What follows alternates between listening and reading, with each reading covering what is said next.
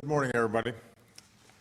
As we all know by now, a series of storms swept across the plains yesterday, and one of the most destructive tornadoes in history sliced through the towns of Newcastle and Moore, Oklahoma. In an instant, neighborhoods were destroyed. Dozens of people lost their lives.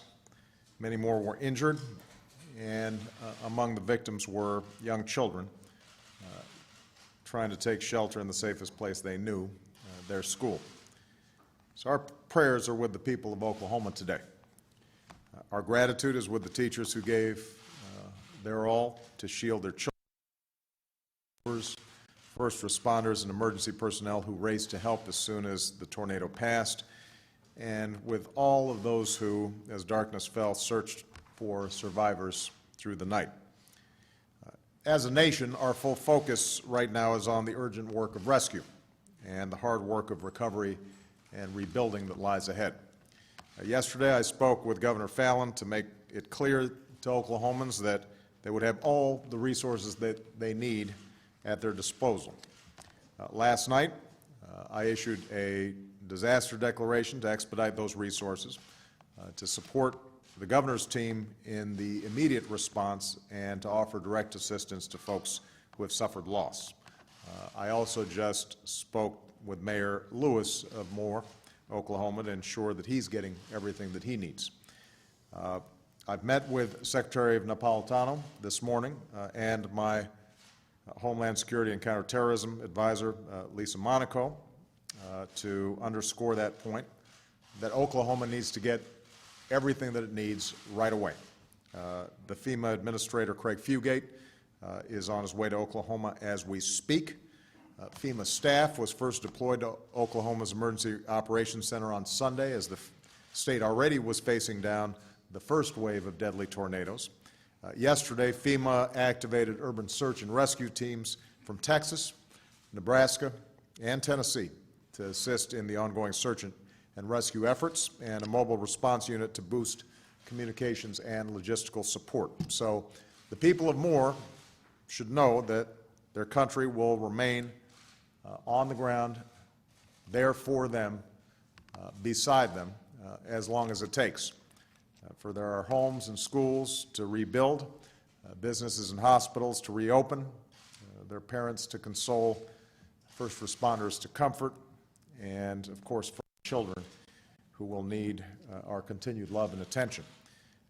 There are empty spaces where there used to be living rooms and bedrooms and classrooms, and in time we're going to need to refill those spaces with love and laughter and community. We don't yet know the full extent of the damage from this week's storm. We don't know both the human and economic losses that may have occurred.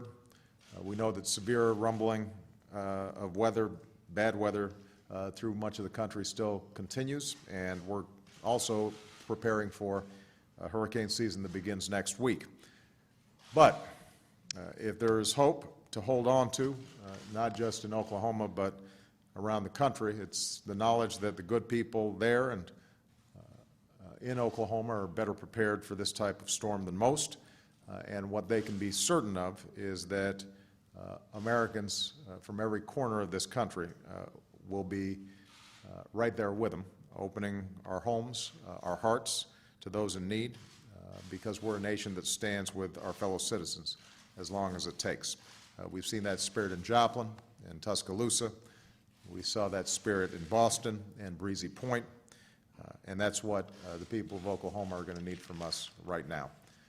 For those of you who want to help, you can go online right now to the American Red Cross, which is already on the ground in Moore.